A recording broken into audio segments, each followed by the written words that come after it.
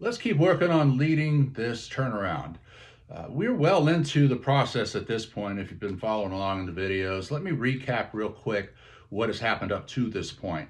First and foremost, you had a point of reckoning. You looked in the mirror one day as a leader and said, I suck, we suck, we're not where we need to be right now. You could be talking about a team that you lead, a department that you lead, a division, a product line. You could be the person at the very top of the org chart and thinking about your entire enterprise. Whatever it is, you came to that realization, and the thing that I challenged you to do at that point was to define the desired end state. It's not enough just to say that you suck. You got to say, I suck and I need to be further along. I need to be at this point.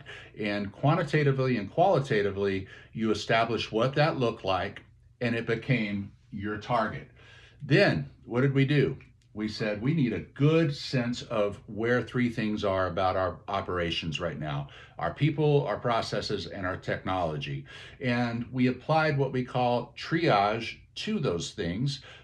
They are some matrices that help us really sort out and get a solid, no rose colored glasses. We sandblast away all the sugar coating sense of where we are right now. Now, that's the reality readout, and we get everybody bought in on that reality. So we're all agreeing that this is where we are, and we're seeing the vision where we need to go very clearly laid out, again, quantitatively and qualitatively.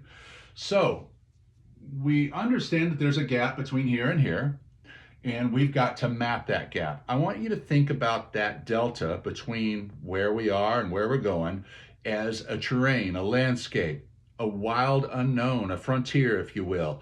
There are bad routes and good routes along there, and we're gonna figure out what those are. But first, we gotta put some people out there to build that map, some cartographers, some surveyors.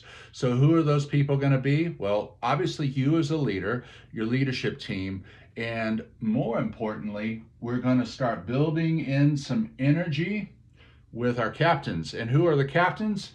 Think back to the people triage that we conducted. And in that, we had a way to sort all our people by two dimensions: belief, so the degree to which they buy into what it is we do, our mission, and then also capability. So, do these people have the skills to deliver on that mission, to do the job? The ones in the top right, we called our inspired: high capability and high belief. And we said then that we were going to look for opportunities to inject those people, formally or informally, in leadership and influence positions. Well, being a captain here and building these maps, great opportunity for that. And these are exactly the people we want leading small cross-functional teams to go out and define and identify the minimal changes that have to occur in order for us to bring ourselves to that end state that is our target. Now, that's the mapping. And then what happens? We are going to set a course on that map, okay? Setting course means that these same teams, these same captains, are working with leadership in conjunction to start to set sequenced milestones with measurable outcomes that take us logically across the map, across that frontier, from where we are to the shining city on the hill, the end state that we want to be at, okay? Now, those captains are leading their cross-functional teams across the organization to set those objectives, set those milestones. We as leaders are helping resolve and sort conflict according to dependencies and impacts that we see, so that we get these sequenced properly. And as we sequence these, we're going to have some buckets that we're putting things in. So there's going to be some near-term, mid-term, and long-term buckets, so temporal buckets that we're going to use. And in the near term, these are things that are going to hit really quick. So blitz, 90 days or less.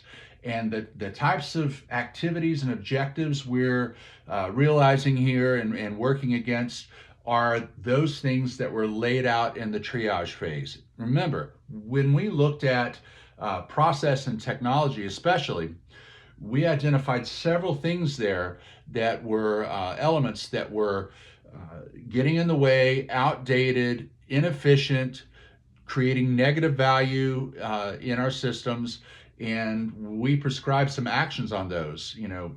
Get out of them, defund them, stop doing them, kill them now, those types of things, and shift resources into some higher impact objectives. So first 90 days, remove those constraints. You do that, you create instant elbow room, breathing room within your operation for people to not just continue to deliver to existing customers and run the existing business, but it creates the slack and the room you need in order to put some resources into this transformation, this turnaround. In the midterm, we're talking about up to 6 months. We're doing objectives here that deliver consistency. So things that are going to start to establish some rhythm, things that are going to start to establish some predictability in the outcomes of what we do as an operation.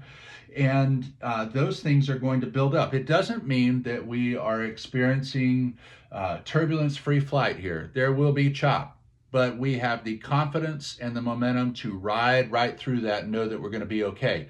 It doesn't mean that we're not going to have some friction. It doesn't mean that we're not going to have some walls that we don't need to knock down and bust through. That does happen. But again, we have the strength, the confidence, and the ability to do that and not get sidetracked and waylaid in our mission. So once we've established consistency, as a leader, some of the things you're going to see, not just the predictability, but the attitude, the footing of your teams, your people, you're going to see more positive, more assertive, more confidence. You're also going to see that reflected back to you from your customer base in the way they interpret what you do and how you do it. So this is a good place to be, but it's not the end state, right? So what we've got to do then in the long term, probably around the 9-month mark, if you're really hitting it square, 9 to 12 months, you start to double down and optimize what is working, what is good about the operation, what is going to be set in stone as the foundation for us so that we can be scale ready. And that was the idea in the first place. How do we get to a point where we are stable enough, strong enough, firm enough foundation that we can be scale ready? That's what you're doing here with this optimization of your operation. All right.